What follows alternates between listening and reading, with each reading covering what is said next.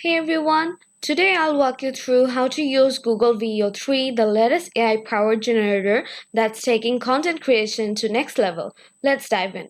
What is Google VEO3?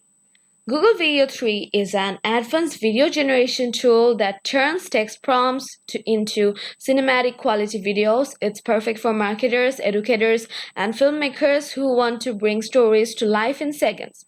How to access it? Go to this URL. I'll give it this to the description box. Then after going it, sign in using your Google account. Currently VEO3 is your sorry for the lagging. So here we're back. So you can sign in from here. I am already signed in, so I'm not showing that. Sorry about it. And currently VEO3 may be limited to selected users so apply for access if needed.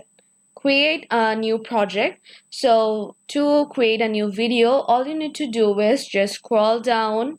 Sorry. So you just need to scroll down and write your prompt here. You can also generate your prompt with AI. So I'll click on this for now. And you can see it says tell us anything about your video. For example, futuristic fantasy video. You can also write something else like flying cars and then press continue and it will give you a clear prompt about what you want. See, a futuristic skyline filled with flying cars zipping through the clouds, showcasing innovative designs in a vibrant sunset. I like this one, so I will just confirm this one. So after I clicked on it, see, it's already here. So select your video resolution from the tools and everything. And after that, click on create and let VEO create your video in seconds.